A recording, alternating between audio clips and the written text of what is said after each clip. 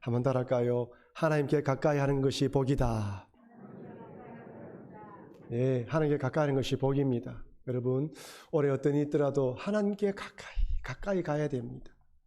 하나님의 은혜가 아니면 살아갈 수 없고 하나님의 사랑이 아니면 살아갈 수 없는 존재인데, 멀어지면 추워지고 냉랭해지고 하나님께 가까이 가면 뜨거워지고 따뜻해집니다. 그래서 올 한 해 동안 하나님께 가까이 하시는 여러분과 제가 되기를 바랍니다. 한번 더 따라합시다. 내일을 살아가는 방법. 예, 우린 또 오늘을 살아가고 또 내일을 살아가야 됩니다. 신년 예배를 드리고 지난 주간 동안 이른비 특별 새벽기도의 말씀을 전했습니다. 저는 5번의 말씀을 통하여서 크게 살펴보면 주님은 찾아오신다. 주님은 사람을 찾아오신다. 첫날에는 38년 된 병자, 네가 낫고자 하느냐? 오직 복음, 예수 그리스도만 너를 낫게 하고 예수 그리스도가 네 인생의 복음이다 라고 말씀하시며 찾아오시는 주님에 대해서 살펴보았습니다. 우리 인생 가운데 주님은 찾아오시는 것이죠. 사마리아 여인 한번 보십시오. 5명의 남자를 두었지만 만족하지는 못하는 인생. 생수의 그런 대신 성령이 없으면 아무리 뭔가 많이 채워도 만족되지 않는 인생 가운데 성령으로 충만해야 된다라고 말씀하셨죠. 밤새 그물질했지만 허탕을 친 베드로에게 우리가 살아가다 보면 아무리 열심히 일해도 허탕치고 손에 쥔 것이 없을 듯한 그런 인생이 있을 것인데, 그런 베드로에게 찾아오셔서 그물을 내리라. 그 말씀에 순종하니까 그물이 찢어질 만큼 많은 걸 거두었습니다. 말씀이 순종하자는 거죠. 넷째 날은 사도 바울을 살펴보면서 사도 바울이 얼마나 큰 열심이 있었습니까? 하지만 그 열심이 하나님을 대적하는 열심, 하나님을 반대하는 열심, 그 열심에서 바뀌어서 주를 열심히 위해 살았던 것처럼 이제는 주의 뜻을 분별하고 하나님이 어떤 분인가 알아가는 열심을 살아가자고 말씀드렸고요. 마지막 날에는 도마에 대해서 살펴보았습니다. 예수님이 십자가에 달려 돌아가심으로 실망한 인생, 믿었던 예수님, 3년 동안 따라다니면서 예수님 의지했는데 예수님이 십자가 달려 돌아가시니까 얼마나 실망이 컸겠습니까? 여러분, 신앙생활 하다 보면요, 교회 때문에, 하나님 때문에, 목회자 때문에, 사람 때문에 실망할 때가 많습니다. 그런 실망한 인생 가운데 예수님 찾아오셨어요. 도마가 말하기를 내 손가락으로 예수님의 창자국을 만져보고 옷자국을 만져봐야 되겠다는 그 도마에게 주님이 찾아오시지 않습니까? 주님은 찾아오십니다. 올 한 해 가운데에 우리 인생에 어떤 일이 벌어질지 모르겠지만 주님은 우리를 찾아오셔서 회복시켜 주시는 분이라는 걸 잊지 말자고 말씀드렸습니다. 네, 여러분, 이 5번의 설교 말씀을 가슴에 새기시고 한 해를 살아가시기를 바랍니다. 오늘은 이제 둘째 날입니다. 2022년 둘째 날을 지내고 앞으로 49주네, 그죠? 51주니까요.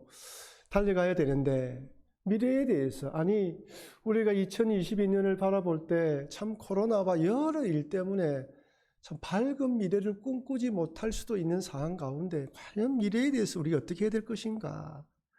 여러분, 올 한 해 동안 여러분 인생 앞에 올 한 해가 어떻게 될지 아무도 모릅니다. 어떤 사람에게는 올 한 해가 인생의 역전이 될 수 있지만 또 어떤 사람에게는 다시는 기억하고 싶지 않는 역경의 한 해가 될 수 있습니다. 아무도 알 수 없는 것이죠.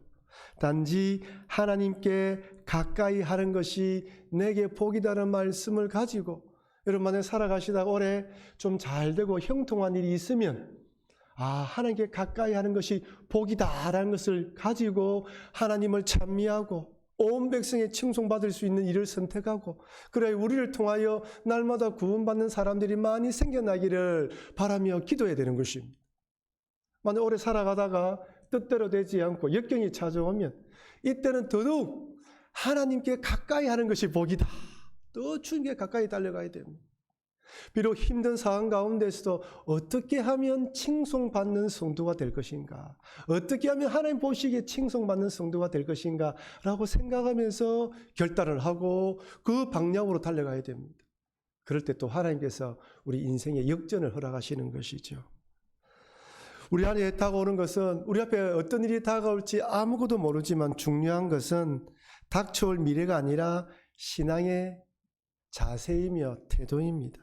어떠한 상황 속에서도 하나님을 가까이 하는 성도, 이런 교회 되게 해달라는 결단이 중요하다는 것이죠. 그러니 이런 믿음으로 한 해를 살아가시기를 주의 이름으로 축원합니다. 김용호 목사님 히터 좀 꺼주세요. 다들 도와하시는 것 같습니다. 여러분, 우리에게 내일 즉 미래는 너무 막연합니다.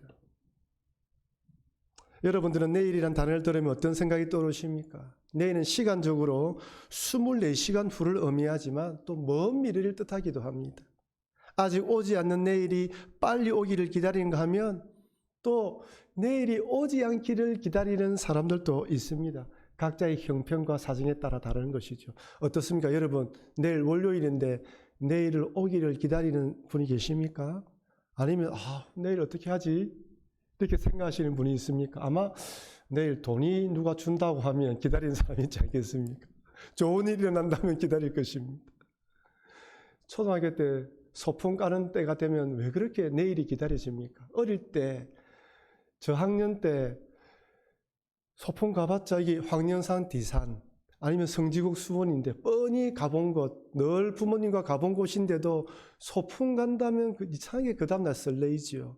어머니가 사주시는 김밥 먹을 생각, 보물찾기 해서 이번엔 1등 가장 좋은 거 한번 받아보겠다는 생각, 장기자랑하면 누가 또 재미있게 웃음거리를 제공할까라는 생각으로 설레입니다. 일찍 잠자리에 들었는데 몇 번이나 잠을 깨는지 몰라요. 빨리 태양이 떠오르길 바라는 것이죠. 하지만 내일 시험이 있으면 어쩝니까? 하루만 더 연기되면 좋겠다. 그죠? 일주일만 연기되면 좋겠다. 여러분, 몸이 아파서 내일 수술날을 받은 분들은 어떨까요? 여러분, 수술 동의서 써보셨죠? 항상 의사 선생님들은 안 좋은 것들만 이야기해요. 이런 부작용이 있습니다. 저런 부작용이 있습니다. 이렇게 될 수도 있습니다. 심지어 죽을 수도 있습니다. 그런 말 듣고 마음 편한 사람 아무도 없어요. 수술하지 않고 나면 좋겠다. 수술 전날은 잠을 자지 못합니다. 아무리 믿음 좋은 사람도 밤을 설치기도 하는 것이죠. 항암 치료 받아보셨습니까? 저는 항암 치료를 받아보지 않았지만 우리 교인들 중에 항암 치료 받아보신 분들 이야기 들어보니까 그 항암 약에 따라 다르지만은 그 항암 치료 받는 약을 먹는 날에는 정말 사람이 죽는 것 동일하다고 이야기를 합니다. 입맛도 떨어지고 나른해지고 아무것도 할 수 없는 상황, 도저히 항암 포기하고 싶은 생각이 들 때가 많았다고 이야기하는 것이죠. 만약 내일 수술 날짜이고 항암 치료 받는 날이라면 내일이 오지 않았으면 좋겠다라고 생각할 것입니다. 이처럼 내일은 각 사람이 처한 상황과 환경에 따라 기대하는 바가 다릅니다. 그리고 또한 내일은 우리가 통제할 수 없습니다. 아무리 소풍에 대한 들뜬 마음으로 기대한다 할지라도 비가 오면 소풍은 연기됩니다. 수술 날짜를 잡아놨다 할지라도 의사의 사정과 병원 사정, 개인의 컨디션에 따라서 언제든지 수술 날짜는 연기되거나 취소됩니다. 내일 사랑하는 사람과 데이트 약속을 했다 할지라도 죄송하지만 오늘 밤에 하나님 불러가시면 내일은 없습니다. 내일은 우리의 것도 아닙니다. 어느 누구도 장담할 수 없습니다. 나의 생명이 내일까지 연장된다는 보장이 없습니다. 여러분, 우리가 사용하고 있는 모든 물건에는 유효기간이 있고 또한 여러분이 사용하고 있는 전자제품에는 수명이 있습니다. 배터리 수명이 있는 것이죠. 여러분이 쓰고 있는 핸드폰에는 맨 위에 상단에 수치로 60% 남았습니다. 50% 남았습니다. 표시를 해주거나 아니면 배터리 모양으로 한 칸, 두 칸, 세 칸으로 이 배터리가 언제까지 갈 것인지 우리는 알 수 있습니다. 그래서 시간 지나면 메시지가 뜹니다. 충전하십시오. 모든 물건이 다 그렇습니다. 이 땅에 지어져 있는 모든 것들에는 수명이 있습니다. 대충 언제 끝날지 압니다. 우리 인간의 수명도 끝이 있습니다. 근데 언제 끝날지 우리는 알지 못해요. 1시간 후에 죽을 운명인데도 1시간 후에 죽는지 모르고 살아가다가 죽음을 불현듯이 만나는 것이 인생입니다. 아무도 내가 죽을 날짜를 몰라요. 아이러니하죠. 그동안 우리가 함께 하셨던 노경순 집사님께서 지난 주간에 하나님의 부름을 받았습니다. 지난 주간에도 우리가 통화를 하고 돌아가시는 아침에도 아들과 통화를 하셨다는데 심장이 안 좋으셨대요. 문잡이 문 앞에 쓰러져 있는 것을 발견했는데 연락이 되지 않아서 발견했는데 이미 돌아가셨다라는 연락을 받았습니다. 아무도 그 집사님이 그렇게 하나님의 부름을 받을 줄 우리는 아무도 몰랐습니다. 이처럼 언제 하나님의 부름을 받을지 아무도 모르는 인생입니다. 아무리 멋진 내일에 대한 꿈을 꾼다고 할지라도, 설계한다 할지라도 하나님께서 부르시면 모든 걸 내려놓고 떠나야 합니다. 내일을 장담할 수 없는 인생, 내일을 조정하거나 통제할 수 없는 인생, 내일이 어떤 일이 닥쳐온다 할지라도 그저 수동적으로 받아들일 수밖에 없는 인생이 우리 인간입니다. 오늘 본문을 보면 미래에 대한 멋진 꿈을 꾸고 있는 한 사람을 만나게 됩니다. 야고보서 4장 13절 우리 같이 소리내어서 읽어보겠습니다. 들으라, 너희 중에 말하기를 오늘이냐 내일이나 우리가 어떤 도시에 가서 거기서 1년을 머물며 장사하여 이익을 보리라 하는 자들아, 오늘이나 내일이나 무슨 말입니까? 오늘이나 내일이나 이 사람 내 것으로 생각하고 있어요. 내일 또 내 것으로 생각하고 있습니다. 어느 도시에 가서 어떤 도시에 가서 1년을 머물며 장사하려고 계획을 잡고 있습니다. 큰 꿈을 가지고 있는 것이죠. 사람들은 누구나 태어나서 이 땅에 살아가면서 미래에 대한 꿈을 꿉니다. 이 땅에 태어났으면 뭔가 하나라도 이루어야지 하면서 큰 꿈을 꾸고 내가 몸담고 있는 그 분야에서는 성공에 대한 꿈을 꿉니다. 그래서 어릴 때부터 자녀들에게 큰 꿈을 꾸라. 대한민국이 아니라 넓은 세상을 바라보라고 이야기합니다. 여러분, 한 세기 전만 하더라도 사람들은 자기가 살던 동네 밖을 벗어나지 않았습니다. 그 안에서 농사 짓고 살다가 죽었습니다. 장사를 하더라도 그 동네 안에서 하다가 조금 넓으면 그 마을 옆마을 정도 넓혔지. 하지만 지금 어떻습니까? 통신, 도로, 비행기, 바다에는 큰 대형 컨테이너선이 오가고 있습니다. 글로벌 빌리지라고 말합니다. 옆 나라, 멀리 있던 나라들이 비행기 타고 이제 하루만 되면 멀리까지 갈 수 있는 상황인 것이죠.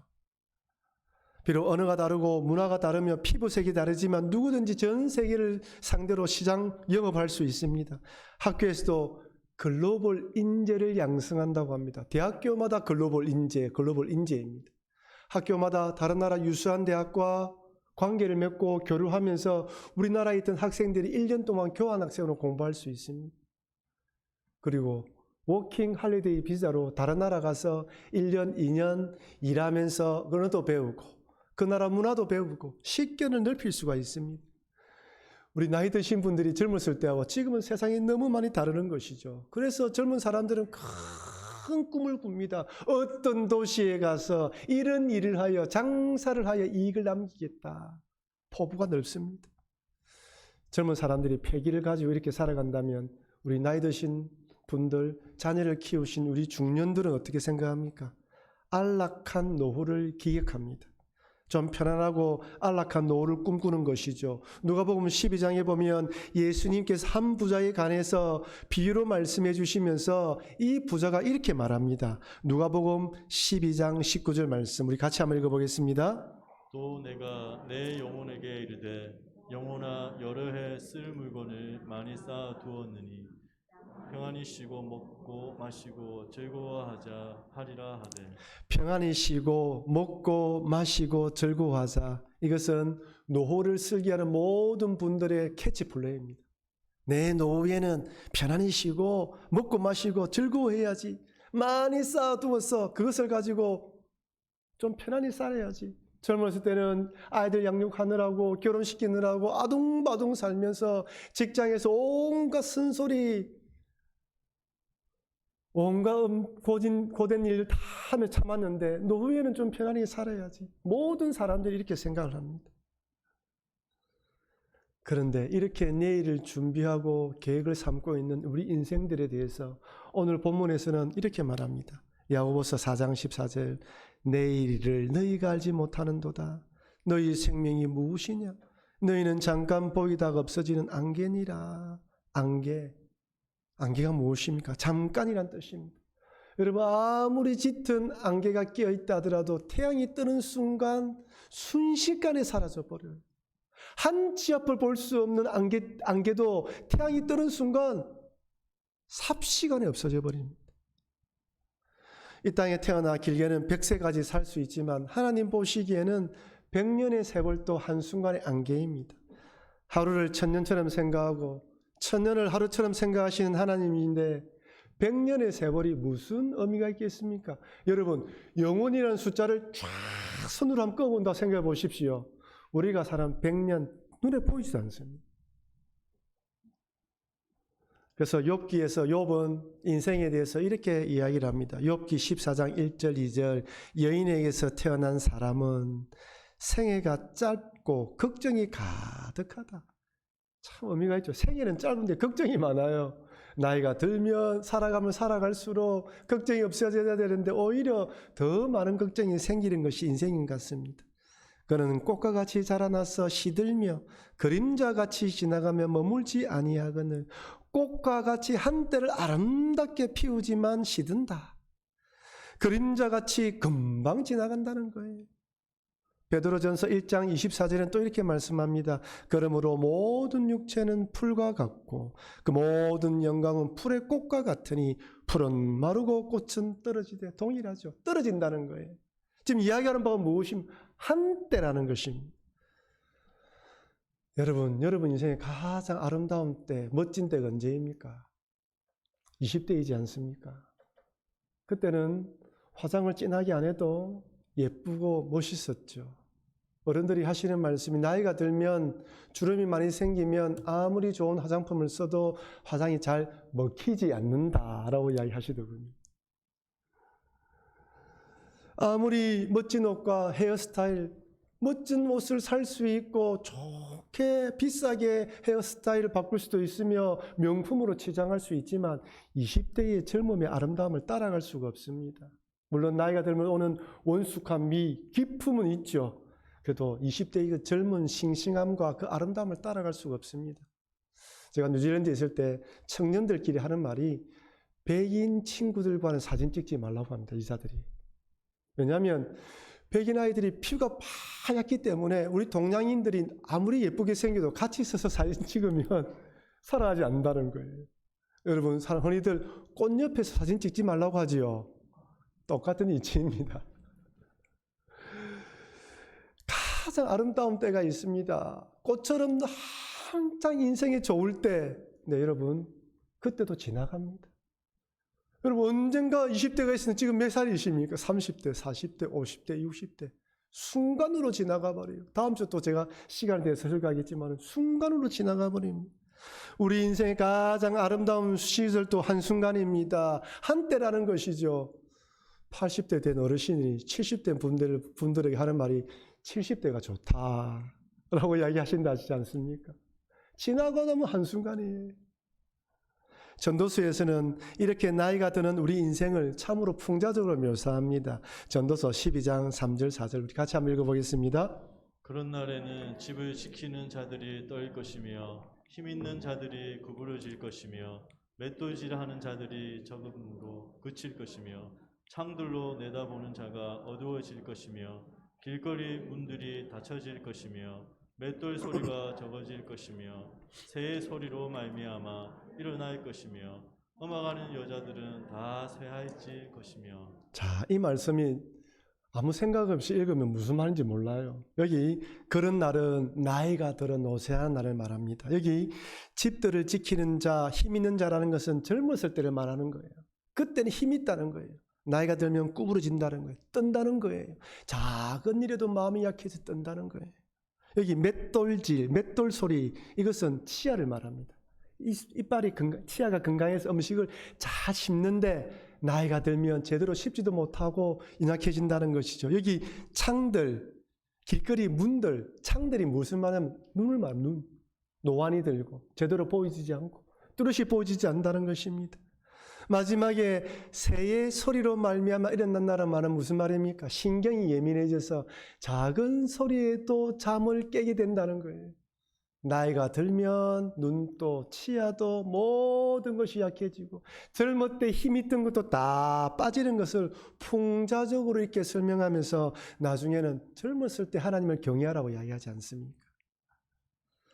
이처럼 한때 아름다움을 자랑하다 결국에는 쇠하여 죽는 인생, 어떻게 미래에 대해서 알 수 있겠습니까? 한치 앞을 알 수 없는 미래를 알 수 없는 인생인데 내일은 우리에게 달리는 것이 아니라는 것이죠. 그렇다면 이렇게 한때를 살아가는 인생, 내일은 전혀 알지 못하는 인생인 우리들이 내일을 쓰게 하지 말라는 말입니까? 아닙니다. 내일에 대한 꿈을 꾸어야 됩니다. 근데 두 가지를 생각해야 됩니다. 첫 번째는 한번 따라할까요? 주의 뜻대로. 주의 뜻대로 하겠다는 생각을 해야 됩니다. 야고보서 4장 15절 같이 읽겠습니다.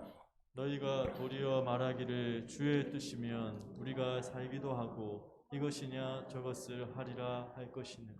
주의 뜻이면 계획을 세울 때 주의 뜻이 무엇인지 묻고 주의 뜻이면 이렇게 하겠다. 무슨 말입니까? 하나님 중심으로. 하나님의 마음이 무엇이고 하나님의 생각이 무엇인지 그것을 염두에 두라는 것이죠. 정말 이것이 하나님이 원하는 것일까? 나의 욕심이 아닐까? 나를 위한 것은 아닐까? 나의 탐욕을 위한 것은 아닐까? 나의 이름을 내는 것은 아닐까? 생각하고 주님께 물으라는 것입니다. 오늘 본문에 장사하려고 계획 세운 사람은 철저하게 자기 지혜와 지식만 의지하는 사람입니다. 어디로 갈지 다 정해놨어요. 언제 1, 2년 무슨 장사 다 계획 잡아놨어요. 하나님께 묻는 것이 없어요. 이 사람은 하나님 배제하고 내일 또 오늘 또 자기 것이라 생각하고 자기 뜻대로 계획을 세웁니다. 그렇게 하지 말라는 것이죠. 사도 바울은 2차 선교 여행을 마치고 돌아오는 과정에 에베소에 잠시 머물게 됩니다. 에베소에 머물면서 유대인들과 변론하는데 생각 외로 유대인들이 잘 받아들였어요. 그래서 바울에게 조금 더 머물고 우리와 교제하면서 하나님에 대해서 가르쳐달라고 했을 때 바울이 이렇게 대답을 합니다. 사도행전 18장 21절 작별하여 이르되 만일 하나님의 뜻이면 너희에게 돌아오리라 하고 배를 타고 에베소를 떠나. 바울이 돌아가야 되는 거예요. 근데 다음 기회에 하나님의 뜻이 너희들에게 돌아오는 것이라면 돌아올 것이다. 그래서 너희도 기도하고 나도 기도하자는 거예요. 하나님의 뜻이라면 올 수 있기 때문에 너희도 기도하고 나도 기도해서 하나님의 뜻이 합쳐져서 내가 이 자리에 왔을 때 우리 같이 은혜를 누리자. 이 마음입니다. 그런데 여러분 이렇게 하나님의 뜻대로 했다면 모든 일들이 술술술 잘 풀릴까요? 어떻습니까? 여러분 명확하게 이건 정말 하나님 뜻 같대라고 뜻이라고 생각하고 했는데 모든 일이 잘 됩니까? 그렇지 않습니다. 때로는 어려움 찾을 수가 있어요. 그때는 두 가지로 생각해야 됩니다. 첫 번째, 정말 하나님의 뜻이었는가? 고민해 봐야 돼요. 나는 예스라고 응답받았는데 노이기 때문에 하나님 막을 수도 있어요. 자꾸 막는 거예요. 그때는 진지하게 다시 한 번 더 하나님 저는 예스라고 생각했는데 노입니까? 라고 물어야 돼요. 두 번째로 극복해야 될 장애물일 수도 있습니다. 우리 인생 앞에 하나님은 평탄한 길만 펼쳐놓는 것이 아닙니다. 어려움을 두셔서 기도로 하나님 의지하여 극복하도록 만들어 놓았어요. 그래서 기도하는 가운데 예스입니까? 노입니까? 장애물입니까? 를 물어야 되는 거예요. 노라고 하면 길을 수정하고 다시 가면 됩니다. 장애물이라면 하나님 도와주셔서 이 장애물을 극복하게 해주십시오라고 기도하면서 극복하며 나아가면 됩니다. 하나님의 뜻이라고 모든 것이 망사형통한다는 것이 아니라는 걸 잊지 말라는 것이죠. 두 번째로 미래를 계획할 때 한번 따라할까요? 하나님 앞에 쓰게 됩니다. 하나님의 심판대에 쓰게 된다는 것을 염두에 두어야 됩니다. 여러분 죄송하지만 여러분이 결정하는 그 모든 것 결국 하나님 앞에 서서 하나님께서 너 왜 그렇게 했느냐 물을 겁니다. 그 부분에 대답을 해야 돼요. 내가 주님, 저는 이것이 하나님을 위하고 교회를 위하고 성도를 위하고 나를 위하고 나의 자녀들을 위한 것이라고 생각했습니다. 저는 기도하면서 이런 부분이라고 믿고 일을 했습니다라고 대답을 해야 됩니다. 오늘 본문은 아니지만 누가복음 12장에 나오는 그 부자는 안락한 노후에 대한 편안한 노후에 대한 계획을 했지만 하나님 앞에 쓰게 된다는 것을 기억하지 않았어요. 생각하지 않았습니다. 그래서 누가복음 12장 20절에 이렇게 말합니다. 우리 같이 한번 읽어보겠습니다.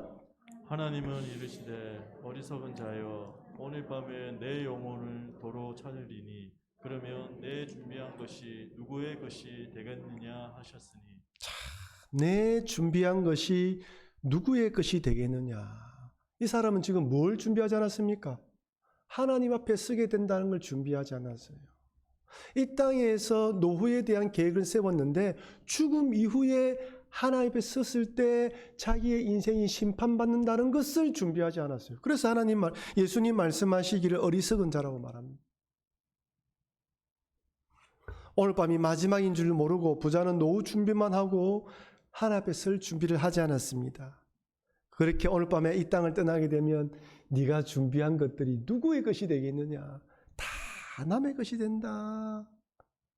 많은 사람들이 이 땅에 살아가면서 이익을 위해서 큰 계획을 품고 편안한 노후를 위해서 계획을 하지만 주님 앞에 설 준비를 하지 않는다는 것이죠. 우리 그리스도인들은 동일합니다. 우리 그리스도인들은 하나님 앞에 선다는 것을 아는 사람들입니다. 내일 죽음 이후에 하나님 앞에 서기 때문에 오늘이라는 선택을 할 때, 오늘이라는 결정을 할 때 이 결정이 하나님 앞에서 책망을 받을 것인지 상급으로 받을 것인지 결정된다는 걸 알기 때문에 기도하면서 신중하게 선택할 수밖에 없는 것이죠. 요한계시록 22장 12절 이렇게 말씀합니다.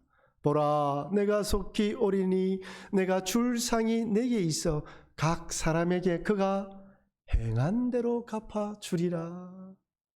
주님을 위해서 행한 일에 대해서 주님의 상급을 갚아주시고 그렇지 못한 것에 책망하게 된다는 거예요. 여러분, 우리가 살아가다 보면 이 땅에는 어려운 사람이 잘 되고 악한 사람이 벌을 받는 거 아니라는 걸 경우가 많이 보지 않습니까? 불공평합니다.